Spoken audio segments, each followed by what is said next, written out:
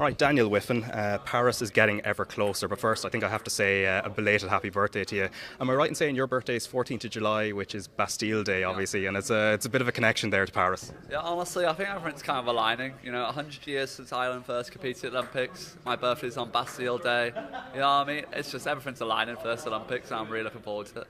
How did you celebrate? Because obviously you're incredibly busy in terms of the training program, getting ready for Paris, and obviously you've got a few events to go through when you're there as well. But do you take a bit of downtime, or is it just full steam ahead?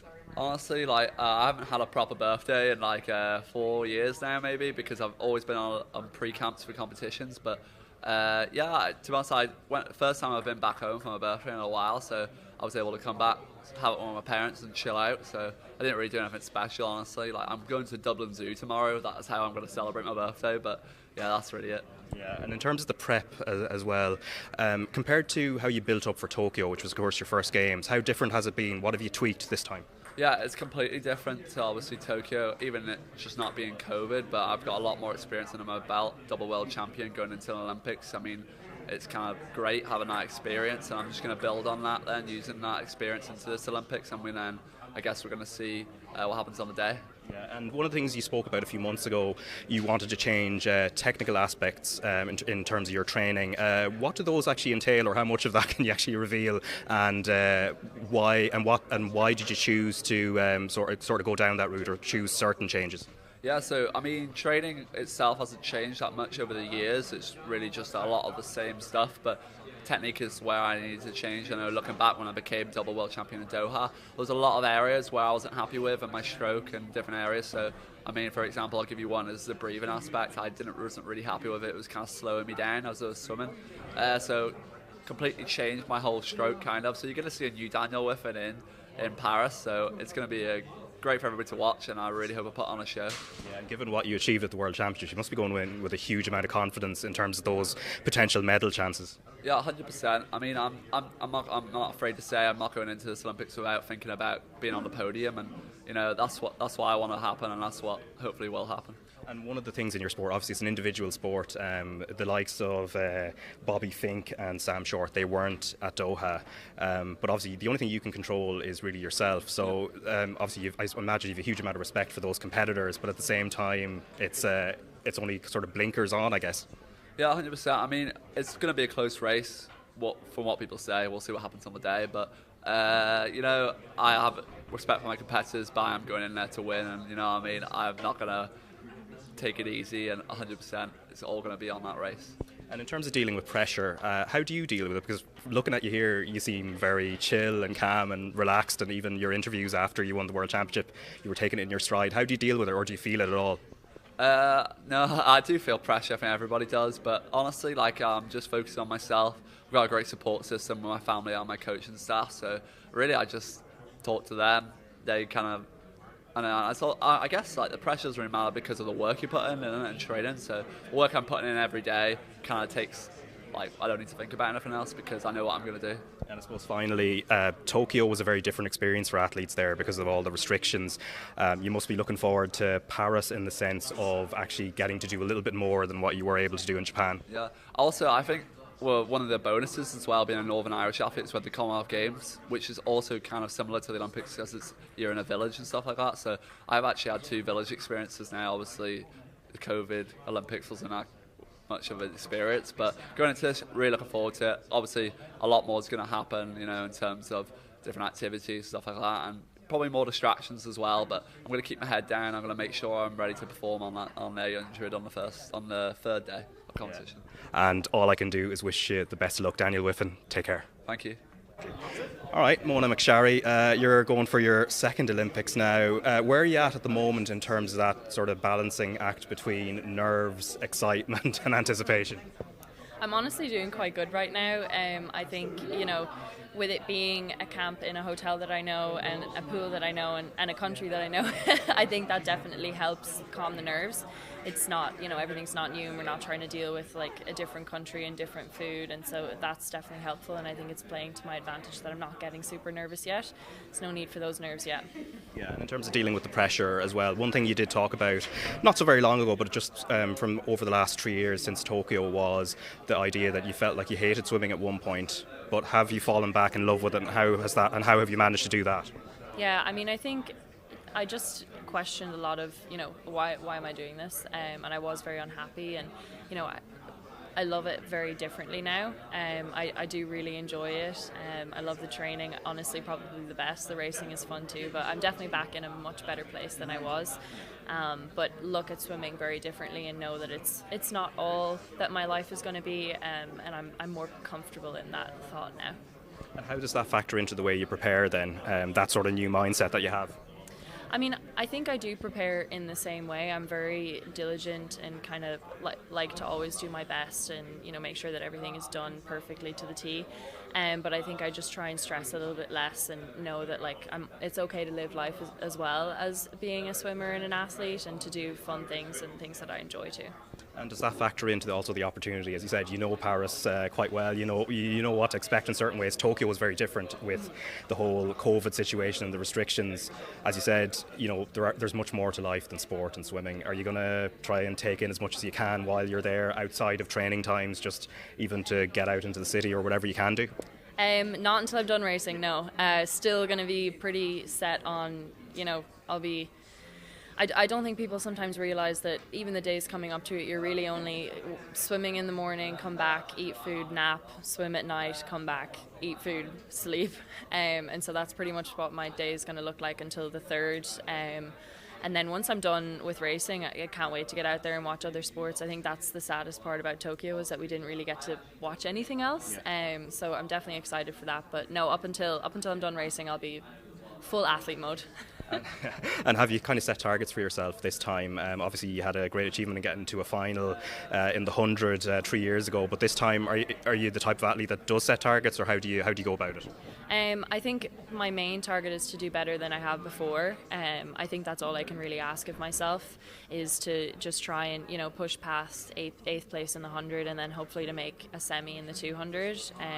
And so beyond that, I'm looking at top 3 in the 100. I think it would be amazing, but there's so many great competitors and so many things that fall into it that are out of my control. So I'm just going to race my race, and I know I'm up there with the best, and that's really all I can tell myself. Yeah, and I suppose finally you'll have the support of County Sligo, of course. I think you did tell me you've had the chance to go back, so it must be great to at least get a bit of taste of that and then go full steam ahead into Paris. Yeah, I do think I'm blessed that I train in Tennessee, because I'm not surrounded by it daily, but getting to go home and have a taste of all the flags that were up and meeting all the people and, having them wish me good luck, it's so nice, and it was great that I got to see that, in person, and then be able to come back up here and just kind of get energised from it for the camp.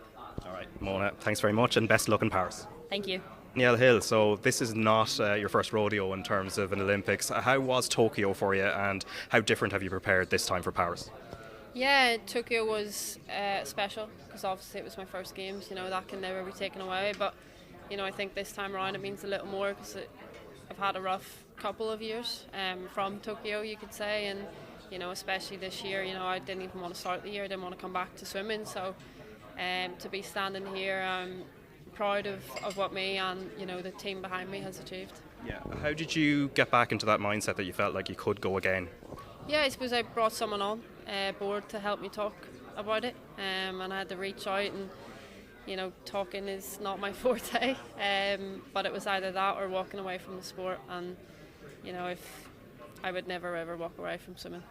So I think we had to step back, reanalyse, and move forward in a different way, and learn to love the process just a little bit more. And what was the most difficult time within that period as well, and I suppose what affected you most, in terms especially where it affects performance as well? Yeah, I suppose that first initial conversation, I sat in tears for 45 minutes with a stranger that I'd never met, and I think from that point I realised there was really something that wasn't right, and my coach told me that I came back from World Championships as a different athlete than I left, and that was hard to hear. So I had people around me tell me when I sat down for that first conversation, I was like, okay, there's an issue, and it was, how do we then move forward? And I suppose the thing was, it was belief and confidence, and I went to the two biggest competitions in the World Championships and Olympics in the past 3 years, and I've got to sit back and be part of that. And although I didn't put in the performances at those meets, I was there, and so it was. The next step was, okay, well then how do we now perform at those meets? So first test is now Paris in 2 weeks, so I suppose it's a good tester for me. Yeah, and talking, it does take a weight off people's shoulders. Is that what you kind of felt like? It lightens you a little bit? Yeah, and that was it. It's nice swimming with freedom, and there's someone I can just talk to, and they don't necessarily have to understand, but I'm releasing everything. And it's a really special relationship that I have with Jessie, the psychologist, and she is an ex-Olympian as well herself, so she understands the majority of things. And yeah, it's I'm swimming happier, and I've tried to enjoy the process a little bit more this year. Yeah, and you've got a kind of mix of events as well, and one of them is also the relay. That's kind of cool, I suppose, because you are in a very individual sport, but you do get to, at least in one event, share it with some, I suppose, friends and colleagues, for want of a better word. Yeah, it's awesome, and it's nice that I get to do my main event in that relay, so me benefiting myself this year and taking a step back from World Championships in Doha has meant that relay now has an opportunity to swim, so it's very exciting, and it's very exciting, it's not just for us, but it's for the sport of swimming, and for all females out there, that this is a possibility and you can do it, so it's really special. And as you say, I come from Lawrence Swimming Club, which is a club programme, and to have now teammates on a world level as well is really special. Yeah, and I suppose the final point, just in terms of all your events, what's the target? Are you going with a specific target, or is it just see what you can do and take it from there, go race by race? I'm going to enjoy the process, and I'm going to take it step by step and race fast. I think if I can race fast how I have been doing, then who knows. All right, Danielle Hill, wish you best of luck, and I hope you enjoy it as much as you're planning to. Thank you. Conor Ferguson, you'll be in the relay. I think you've talked a bit before about the fact that you've very narrowly missed out on Rio and Tokyo, and it's just tiny margins that really make the difference. Yeah, I mean, it's been a crazy journey, I suppose, but I'm delighted to be here, and I'm delighted to be on a part of a relay with 3 other fantastic lads. Yeah, and this is your first Olympics, but for Shane Ryan and Dara Green, this is their third and second, respectively. In terms of the experience that they're sort of sharing with you, are they? How do they share it, and how invaluable has it been to you? Yeah, I mean, look, there's with the Olympic Games, it isn't like any other meet out there. There's going to be team villages, there's lots of media, and I suppose lots of stuff that we have to manage during our downtime. And one thing that both of them have advised me and Max is that we have to be very careful with that, and with being on day 8 and hopefully day 9, we have to keep that sort of heavy, that level-headed sort of emotion, no high, no low, like we're tunnel vision, the whole way through. So yeah, fingers crossed, it'll be good. Yeah, in other championships that you've taken part in, have you ever had that experience of a village, or even anything close to having like other athletes that aren't swimmers around you? It's been nearly 10 years since I competed at the UIOF, so that was probably my first taste of it, and then the last one was Commonwealth Games in 2018, so it's been a while, but look, we'll hear, and I'll be good. I'm excited. Yeah, and yourself and Daniel Wiffen, obviously you go to the same university, so Loughborough. How beneficial has that been in terms of the facilities that they have there? Loughborough's been unbelievable. Like I can't thank them enough. My coach Ian Hume, all the support staff. Like yes, it's an individual sport, but at the end of the day, I couldn't have done it without the support of all those guys. So yeah, it's been great. And there's one thing that you use there, the Kistler camera system. Can you just tell us what that is? And we talked about margins at the very beginning. How has that helped you in trying bringing those margins down? Yeah, it's been particularly helpful for skills, and that's something you can pretty much break down under the microscope of swimming.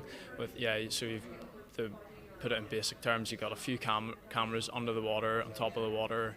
And yeah, it just breaks down every minute detail of your stroke. And for me, I've been able to find a small tenth on the turn, a small tenth on the start, and then some stuff technically on the swimming. So it's been massive help. Yeah, and something you mentioned before, I think you took a little bit of time away after Tokyo and very narrowly missing out. How beneficial was that to you, just to have that space before you then rebuild, and now obviously Paris is just on the horizon? Yeah, look, I think missing Tokyo was real disappointment, and I had to take that time to self-reflect. I had to ask myself some of the more difficult questions. Am I good enough to compete at this level? And that was the sort of question that made me go, well, I am, and I had to put myself in that environment in Loughborough University with like-minded people and to really give this a go. So yeah, it's been a good 2 years. Yeah, and as a team, obviously you got to a final in Doha during the Worlds. What's the target this time in Paris? What do you feel you can achieve as a group? I know it's going to be competitive, a lot more probably competitive than Doha, but I think we're definitely in with a good shot, and we can all, if we're all on it, then 100%, let's do it. All right, Conor, thanks very much. Thank you. Cheers. All right, Max, it's getting closer and closer and closer. Where are you at in terms of excitement, anticipation, nerves as well? Yeah, I mean, very excited. I think we're 18 days out now until we race. So just trying to keep it cool, but yeah, very excited. Not too nervous yet. Maybe that'll come when I see the pool and everything, but yeah, pretty chilled out right now. Yeah, and one of the things, you're in great form as well coming into it, especially you're in and around May, so the Irish Open and then also the Olympic trials. So you must be feeling kind of quietly confident. Yeah, I'm very confident. I mean, my preparation's been good. I've kind of just been improving every race this season, so hopefully can continue that form.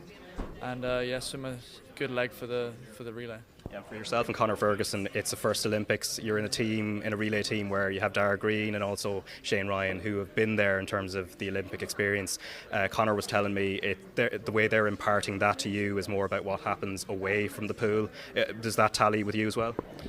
Yeah, I mean, it's a new experience. You know, we've all had many experiences. Obviously, Shane and Dara have been here before, but yeah, just soak it all in, enjoy every part of it, and yeah, learn from those boys because they've done it before, you know. So. Yeah. And how are you gelling as a team? Obviously, you did really well in Doha at the Worlds in terms of getting to a final, but it's all about, I suppose, a building process, and I guess even getting to know each other as people as well.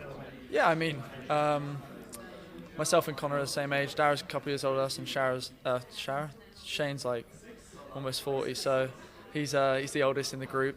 But yeah, we all gel really well. We'll go and try to play Mario Kart and the time off in the sessions, but yeah, we all get on well, and I think just having that race in Doha and making that final has really brought us closer together, and we understand the objective that we need to get at the Olympics now.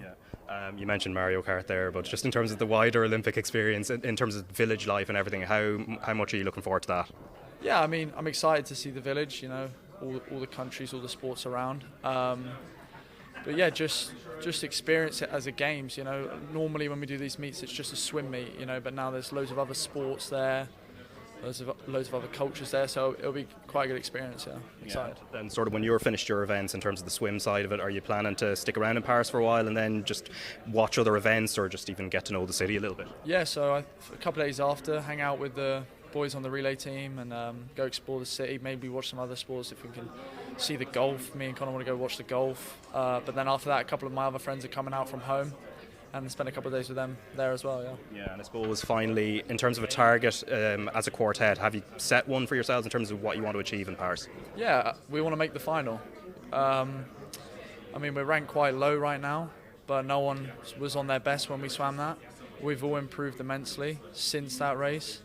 I think a final's not out of the scope, so top 8 and then you're in a final, anything can happen, but yeah, just be the relay in the final. All right, well, we'll be wishing you best of luck. Max McCusker, thanks very much for your time. Cheers, appreciate it, mate.